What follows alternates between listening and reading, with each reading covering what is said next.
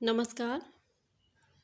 आज हम पढ़ रहे हैं वंग महिला राजेंद्र बाला घोष की प्रसिद्ध कहानी दुलाई वाली। काशी जी के दशाश्वमेघ घाट पर स्नान करके एक मनुष्य बड़ी व्यग्रता के साथ गोदौलिया की तरफ आ रहा था। एक हाथ में मैली सी तौलिया से लपेटी हुई भीगी धोती और दूसरे में सुरती की गोलियों की कई डिब्बियां और सूंघनी की एक पुड़िया थी। उस समय दिन के 11 बजे थे। गोदौलिया की बाईं तरफ जो गली है उसके भीतर एक और गली में थोड़ी दूर पर एक टूटे मकान से पुराने मकान में वह जा घुसा। मकान के पहले खंड में बहुत अंधेरा था, पर ऊपर की जगह मनुष्य के वासोपयोगी थी। नवागत मनुष्य धड़धड़ाता हुआ ऊपर चढ़ गया। वहां एक कोठरी में हाथ की चीजें रख दी और सीता सीता कहकर पुकारने लगा। क्या है? कहती हुई एक 10 बरस की बालिका आ खड़ी हुई। तब उस पुरुष ने कहा, सीता, जरा अपनी बहन को बुला ला। अच्छा, कहकर सीता चली गई और कुछ देर में एक नवीना स्त्री आकर उपस्थित हुई। उसे देखते ही पुरुष ने कहा, लो, हम लोगों को आज जाना होगा। इस बात को सुनकर स्त्री कुछ आश्चर्ययुक्त होकर और झुंझलाकर बोली, आज ही जाना होगा? यह क्यों? भला आज कैसे जाना होगा? ऐसा ही था तो सवेरे भैया से कह देते। तुम तो जानते हो कि मुंह से कह दिया बस छुट्टी हुई। लड़की कभी पिदा की होती तो मालूम पड़ता। आज तो किसी सूरत में जाना नहीं हो सकता। तुम आज कहती हो, हमें तो अभी जाना है। बात यह है कि आज ही नवल किशोर कलकत्ते से आ रहे हैं। आरे से अपनी नई बहू को भी साथ ला रहे हैं। सो उन्होंने हमें आज ही जाने के लिए इसरार किया है। हम सब लोग मोगल सराय से साथ ही इलाहाबाद चलेंगे।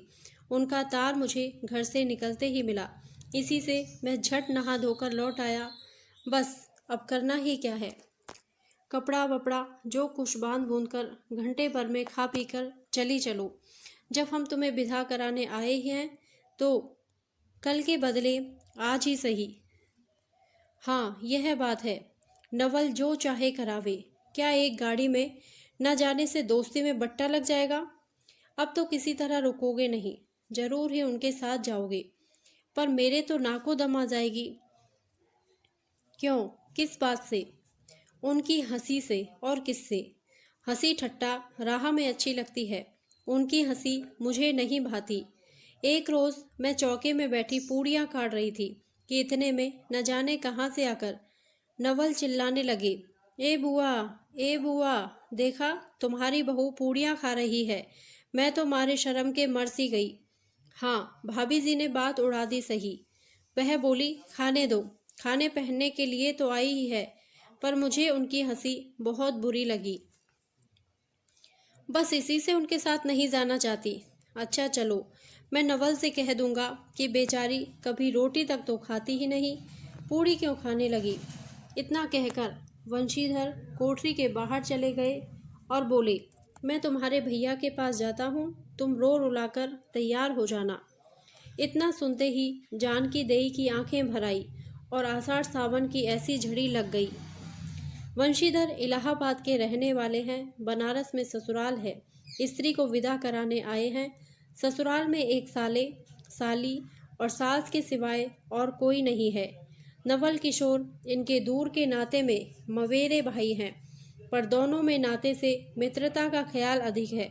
दोनों में गहरी मित्रता है। दोनों एक जान दो कालिब हैं। उसी दिन वंशीधर का जाना स्थिर हो गया। सीता बहन के संग जाने के लिए रोने लगी। माँ रोती धोती लड़की को विदा की सामग्री इकट्ठी करने लगी। जानकी देई भी रोती ही रोती तैयार होने लगी। कोई चीज भूलने पर धीमी आवाज से माँ को याद भी दिलाती रही। 1 बजने पर स्टेशन जाने का समय आया। अब गाड़ी या इक्का लाने कौन जाए? ससुराल वालों की अवस्था अब आगे किसी नहीं थी कि 2-2, 4-4 नौकर चाकर हर समय बने रहे। सीता के बाप के ना रहने से काम बिगड़ गया है। पैसे वाले के यहाँ नौकर चाकरों के सिवा और भी दो चार खुशामदी घेरे रहते हैं। छूछे को कौन पूछे, एक कहारिन है सो भी इस समय कहीं गई है। साले राम की तबीयत अच्छी नहीं, वह हर घड़ी बिछौने से बातें करते हैं। तिस पर भी आप कहने लगे, मैं ही धीरे धीरे जाकर कोई सवारी ले आता हूँ, नज़दीक तो है। वंशीधर बोले, नहीं नहीं, तुम क्यों तकलीफ करोगे, मैं ही जाता हूँ। जाते जाते वंशीधर विचारने लगे कि इक्के की सवारी तो भले घर की स्त्रियों के बैठने लायक नहीं होती, क्योंकि एक तो उतने ऊंचे पर चढ़ना पड़ता है, दूसरे पराये पुरुष के संग एक साथ बैठना पड़ता है। मैं एक पाल की गाड़ी ही कर लूँ, उसमें सब तरह का आराम रहता है।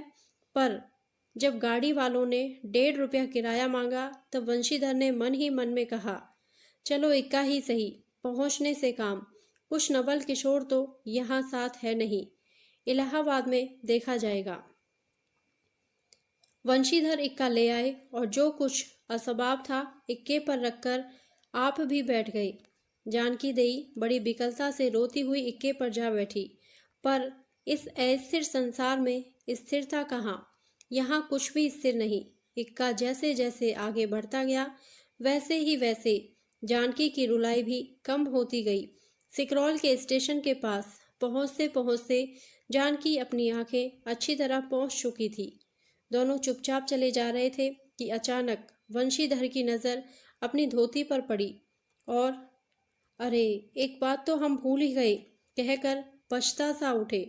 इक्के वाले के कान बचाकर जानकी ने पूछा, क्या हुआ, क्या कोई जरूरी चीज भूल आए? नहीं, एक देशी धोती पहनकर आना था, सो भूलकर विलायती ही पहन आए। नवल कट्टर स्वदेशी हुए हैं ना, वह बंगालियों से भी बढ़ गए हैं। देखेंगे दो चार सुनाए बिना ना रहेंगे। और बात भी ठीक है, नाहक विलायती चीजें मोल लेकर क्यों रुपए की बर्बादी की जाए। देशी लेने से भी दाम लगेगा सही, रहेगा तो देश ही में। जानकी जरा भौएं टेढ़ी करके बोली, ऊह, धोती तो धोती, पहनने से काम, क्या यह बुरी है? इतने में स्टेशन के कुलियों ने आ घेरा। वंशीधर एक कुली करके चले। इतने में इक्के वाले ने कहा, इधर से टिकट लेते जाइए, पुल के उस तार तो जोड़े दर्जे का टिकट मिलता है। वंशीधर फिरकर बोले, अगर जोड़े दर्जे ही का टिकट लूं तो? इक्के वाला चुप हो गया। इक्के की सवारी देखकर इसने ऐसा कहा। यह कहते हुए वंशीधर आगे बढ़े। यथा समय रेल पर बैठकर वंशीधर राजघाट पार करके मुगल सराय पहुंचे। वहां पर पुल लांघकर दूसरे प्लेटफॉर्म पर जा बैठे। आप नवल से मिलने की खुशी में प्लेटफॉर्म के इस छोर से उस छोर तक टहलते रहे। देखते देखते गाड़ी का धुआं दिखलाई पड़ा। मुसाफिर अपनी गठरी संभालने लगे। रेल देवी भी अपनी चाल धीमी करती हुई गंभीरता से आ खड़ी हुई। वंशीधर एक बार चलती गाड़ी ही में शुरू से आखिर तक देख गए, पर नवल का कहीं पता नहीं। वंशीधर फिर सब गाड़ियों को दोहरा गए, तहरा गए। भीतर घुस घुस कर एक एक डिब्बे को देखा, किंतु नवल ना मिले। अंत को आप खिजला उठे और सोचने लगे कि मुझे तो वैसी चिट्ठी लिखी और आप ना आया, मुझे अच्छा उल्लू बनाया। अच्छा, जाएंगे कहाँ? भेंट होने पर समझ दूंगा। सबसे अधिक सोच तो इस बात का है कि जानकी सुनेगी तो ताने पर ताना मारेगी। पर अब सोचने का समय नहीं। रेल की बात ठहरी। वंशीधर झट गए और जानकी को लाकर जनानी गाड़ी में बिठाया। वह पूछने लगी, नवल की बहू कहाँ है? वह नहीं आई, कोई अटकाव हो गया, कहकर आप बगल वाले कमरे में जा बैठे। टिकट तो ड्योढ़े का था, पर ड्योढ़े दर्जे का कमरा कलकत्ते से आने वाले मुसाफिरों से भरा था, इसलिए तीसरे ही दर्जे में बैठना पड़ा। जिस गाड़ी में वंशीधर बैठे थे उसके सब कमरों में मिलाकर कुल 10 ही 12 स्त्री पुरुष थे। समय पर गाड़ी छूटी। नवल की बातें और न जाने क्या अगड़ बगड़ सोचते सोचते गाड़ी कई स्टेशन पार करके मिर्जापुर पहुंची। मिर्जापुर में पेटराम की शिकायत शुरू हुई। उसने सुझाया कि इलाहाबाद पहुंचने में अभी देरी है। चलने के झंझट में अच्छी तरह उसकी पूजा किए बिना ही वंशीधर ने बनारस छोड़ा था, इसलिए आप झट प्लेटफॉर्म पर उतरे और पानी के बम्बे से हाथ मुंह धोकर एक खोमचे वाले से थोड़ी सी ताजी पूड़ियाँ और मिठाई लेकर निराले में बैठ आपने उन्हें ठिकाने पहुंचाया। पीछे से जानकी की सुध आई। सोचा कि पहले पूछ लें तब कुछ मोल लेंगे, क्योंकि स्त्रियां नटखट होती हैं। वह रेल पर खाना नहीं पसंद करती। पूछने पर वही बात हुई। तब बंशीधर लौटकर अपने कमरे में आ बैठे। यदि वह चाहते तो वे इस समय ड्योढ़े में बैठ जाते, क्योंकि अब भीड़ कम हो गई थी। पर उन्होंने कहा, थोड़ी देर के लिए कौन बखेड़ा करे। बंशीधर अपने कमरे में बैठा तो दो एक मुसाफिर अधिक दिख पड़े। आगे वाले में से एक उतर भी गया। जो लोग थे सब तीसरे ही दर्जे के योग्य ही जान पड़ते थे। अधिक सभ्य कोई थे तो बंशीधर ही थे। उनके कमरे में पास वाली जगह में एक भले घर की स्त्री बैठी थी। वह बेचारी सिर से पैर तक ओढ़े, सिर झुकाए, एक हाथ लंबा घूंघट काढ़े, कपड़े की गठरी सी बनी बैठी थी। बंशीधर ने सोचा, इनके संग वाले भद्र पुरुष के आने पर उनके साथ बातचीत करके समय बिताएंगे। एक दो करके तीसरी घंटी बजी। तब वह स्त्री कुछ अचकचाकर थोड़ा सा मुंह खोल जंगले के बाहर देखने लगी। ज्यों ही गाड़ी छूटी वह मानो कांप सी उठी। रेल का देना लेना तो हो ही गया था, अब उसको किसी की क्या परवाह। अपनी स्वाभाविक गति से चलने लगी। प्लेटफॉर्म पर भीड़ भी न थी, केवल दो चार आदमी रेल की अंतिम विदाई तक खड़े थे। जब तक का स्टेशन दिखाई दिया तब तक वह बाहर ही देखती रही। फिर अस्पष्ट स्वर से रोने लगी। उस कमरे में तीन चार प्रौढ़ा ग्रामीण स्त्रियां भी थी। एक जो उनके पास ही थी कहने लगी, अरे इनकर मनई तो ना ही आइलेन, ओ देखो रोवल कर थईन। दूसरी, अरे दूसर गाड़ी में बैठा हुई हैं। पहली, दूर वो रही, ई जनानी गाड़ी थोड़े है। दूसरी, तो हो भलू तो कहूँ। कहकर दूसरी भद्र महिला से पूछने लगी, कौने गांव उतरबू बेटा, मिर्जेपुरा चढ़ी हूँ ना। इसके जवाब में उसने जो कहा वह सुन न सकी। तब पहली बोली, हट, हम पुंछिना ने, हम कहाँ कहाँ उतरबू हो, आए इलाहाबाद। दूसरी, इलाहाबाद कौन गांव ही गोइयाँ। पहली, अरे नहीं जनल प्रयाग जी, जहाँ मनई मकर नहाए जाला। दूसरी, भला प्रयाग जी काहे न जानीत, ले कह के नहीं तोहरे पंच के धर्म से 4 दाई नहाए चुकी हई। ऐसो हो सोमवारी और गहन दका दका लाग रहा तौन तोहरे काशी जी नहाए गई रहे। पहली, आवे जाए के तो सब औते जात बटले बाटेन, फुण यह साइत तो विचारो विपत में ना पड़न बाटिन। हे हम पंचा हई, राजघाट टिकस कटुअली, मोंगल के सराय उतरली है, होदे पुनः चढ़ली है। दूसरी, ऐसे एक दाई हम आवत रहे, एक मिली औरों मोरे संघे रही। द कौने टिस्निया पर उकर मलिकवा उतरे से की जरूनते ये गुड़िया खुली। अब भैया ऊ गुरा फाड़ फाड़ नरियाए, ए साहब गड़िया खड़ी कर, ए साहब गड़िया तनी खड़ी कर। भला गड़िया दहीनाती काहे के खड़ी होए। पहली, ऊ महरूबा बड़ी उजबक रहल, भला केहू के चिल्लाए से रैलियों कहूँ खड़ी होला। उसकी इस बात पर कुल कमरे वाले हंस पड़े। अब जितने पुरुष स्त्रियां थी एक से एक अनोखी बातें कहकर अपने अपने तजुर्बे बयान करने लगे। बीच बीच में उस अकेली अबला की स्थिति पर भी दुख प्रकट करती जाती थी। तीसरी स्त्री बोली, टिकसिया पल्ले वायदा नाही, ए सहे बाबा सुनी तो कलकत्ते ताइले मुसलिया लई। अरे इन्हों तो नाही कि दूर से आवत रहलेन, फरागत के बदे उतर लेन। चौथी, हम तो इनके संगे के आदमी के देखो ना किहाँ गोइयाँ। तीसरी, हम देखे रहली हो मजेक टोपी दिहले रहलेन को।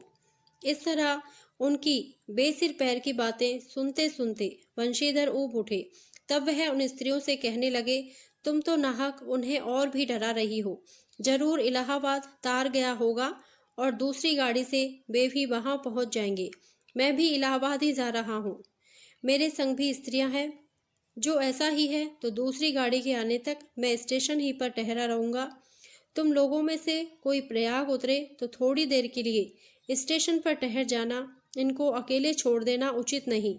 यदि पता मालूम हो जाएगा तो मैं इन्हें इनके ठहरने के स्थान पर भी पहुंचा दूंगा। बंशीधर की इन बातों से उन स्त्रियों की वाक्य धारा दूसरी ओर बह चली। हाँ, यह बात तो आप भली कही। ना ही भैया, हम पंचे काहे के केहू से कुछ कही। अरे एक के एक का रत्न बाय तो दुनिया चलत कैसे बाय, इत्यादि ज्ञान गाथा होने लगी। कोई कोई उस बेचारी को सहारा मिलते देख खुश हुए और कोई कोई नाराज भी हुए। क्यों, सो मैं आपसे नहीं बतला सकती। उस गाड़ी में जितने मनुष्य थे सभी ने इस विषय में कुछ न कुछ कह डाला था। पिछली सीट में केवल एक स्त्री, जो फरासी सी छींट की दुलाई ओढ़े अकेली बैठी थी, कुछ नहीं बोली। कभी कभी घूंघट के भीतर से एक आंख निकालकर बंशीधर की ओर ताक देती थी और सामना हो जाने पर फिर मुंह फेर लेती थी। बंशीधर सोचने लगे कि यह क्या बात है। देखने में तो यह भले घर की मालूम होती है, पर आचरण इसका अच्छा नहीं। गाड़ी इलाहाबाद के पास पहुंचने को हुई। बंशीधर उस स्त्री को धीरज दिलाकर आकाश पाताल सोचने लगे। यदि तार से कोई खबर न आई होगी तो दूसरी गाड़ी तक स्टेशन पर ही ठहरना पड़ेगा। जो उससे भी कोई न आया तो क्या करूँगा। जो हो, गाड़ी नैनी से छूट गई। अब उन अशिक्षिता स्त्रियों ने फिर मुंह खोला। क्या भैया, जो केहू बिन टिक्कस के आवत होए तो ओकर का सजाए होला। अरे औका ही नहीं, चाहत रहा कि मेहरारू के तो बैठा दी हेलेन और अपुआ त्योन टिक्कस ले के चल दी हेलेन। किसी किसी आदमी ने यहाँ तक दौड़ मारी कि रात को बंशीधर इसके जेवर छीनकर रफू चक्कर हो जाएंगे। उस गाड़ी में एक लाठी वाला भी था। उसने खुल्लम खुल्ला कहा, का बाबूजी, कुछ हमरो साझा। उसकी बात पर बंशीधर क्रोध से लाल हो गए। उन्होंने उसे खूब धमकाया। उस समय तो वह चुप हो गया, पर यदि इलाहाबाद उतरता तो बंशीधर से बदला लिए बिना ना रहता। बंशीधर इलाहाबाद में उतरे। एक बुढ़िया को भी वहीं उतरना था। उससे उन्होंने कहा, उनको भी अपने संग उतार लो। फिर इस बुढ़िया को उस स्त्री के पास बिठाकर आप जानकी को उतारने गए। जानकी से सब हाल कहने पर वह बोली, अरे जाने भी दो, किस पखेड़े में पड़े हो। पर बंशीधर नहीं माना। जानकी को और उस भद्र महिला को एक ठिकाने बिठाकर आप स्टेशन मास्टर के पास गए। बंशीधर के जाते ही बुढ़िया, जिसे उन्होंने रखवाली के लिए छोड़ा था, किसी बहाने से भाग गई। स्टेशन मास्टर से पूछने पर मालूम हुआ कि कोई तार नहीं आया। अब तो बंशीधर बड़े असमंजस में पड़े। टिकट के लिए बखेड़ा होगा, क्योंकि वह स्त्री बेटिकट है। लौटकर आए तो किसी को ना पाया। अरे यह सब कहाँ गई, यह कहकर चारों तरफ देखने लगे, कहीं पता नहीं। इस पर बंशीधर घबराए। आज कैसी बुरी साइत में घर से निकले कि एक के बाद दूसरी आफत में फंसते चले आ रहे हैं। इतने में अपने सामने उस दुलाई वाली को आते देखा। तू ही उन स्त्रियों को कहीं ले गई है। इतना कहना था कि दुलाई से मुंह खोलकर नवल किशोर खिलखिला उठे। अरे यह क्या, सब तुम्हारी ही करतूत है। अब मैं समझ गया कैसा गजब तुमने किया है। ऐसी हंसी मुझे अच्छी नहीं लगती। मालूम होता है कि वह तुम्हारी ही बहू थी। अच्छा, तो वे लोग गई कहाँ? वे लोग तो पालकी गाड़ी में बैठी हैं, तुम भी चलो। नहीं, मैं सब हाल सुन लूंगा तब चलूंगा। हाँ, ये तो कहो, तुम मिर्जापुर में कहाँ से आ निकले? मिर्जापुर नहीं, मैं तो कलकत्ते से, बल्कि मुगल सराय से तुम्हारे साथ चला आ रहा हूँ। तुम जब मुगल सराय में मेरे लिए चक्कर लगाते थे, तब मैं ड्योढ़े दर्जे में ऊपर वाले बेंच पर लेटे तुम्हारा तमाशा देख रहा था। फिर मिर्जापुर में तुम पेट के धंधे में लगे थे। मैं तुम्हारे पास से निकल गया, पर तुमने ना देखा। मैं तुम्हारी गाड़ी में जा बैठा। सोचा कि तुम्हारे आने पर प्रकट होऊंगा। फिर थोड़ा और देख लें। करते करते यहाँ तक नौबत पहुँची। अच्छा, अब चलो, जो हुआ उसे माफ़ करो। यह सुन वंशीधर प्रसन्न हो गए। दोनों मित्रों में बड़े प्रेम से बातचीत होने लगी। वंशीधर बोले, मेरे ऊपर जो कुछ बीती सो बीती, पर वह बेचारी जो तुम्हारे गुणगान के संग पहली ही बार रेल से आ रही थी, बहुत ही तंग हुई। उसे तो तुमने नाहक रुलाया। वह बहुत ही डर गई। नहीं जी, डर किस बात का, हम तुम दोनों गाड़ी में ना थे? हाँ, पर यदि मैं स्टेशन मास्टर से इत्तला कर देता तो बखेड़ा खड़ा हो जाता ना। अरे तो क्या, मैं मर थोड़े ही गया था। 4 हाथ की दुलाई की बिसात ही कितनी। इस तरह बातचीत करते करते दोनों गाड़ी के पास आए। देखा तो दोनों मित्र वधुओं में खूब हंसी हो रही थी। जानकी कह रही थी, अरे तुम जानो क्या, इन लोगों की हंसी ऐसी ही होती है। हंसी में किसी के प्राण भी निकल जाएं तो इन्हें दया न आवे। खैर, दोनों मित्र अपनी अपनी घरवाली को ले राजी खुशी घर पहुंचे और मुझे भी उनकी ये राम कहानी लिखने से छुट्टी मिली। धन्यवाद। यदि आपको यह कहानी अच्छी लगी हो तो प्लीज़ मेरे वीडियो को लाइक करें, शेयर करें और मेरे चैनल को सब्सक्राइब करें। Thank you.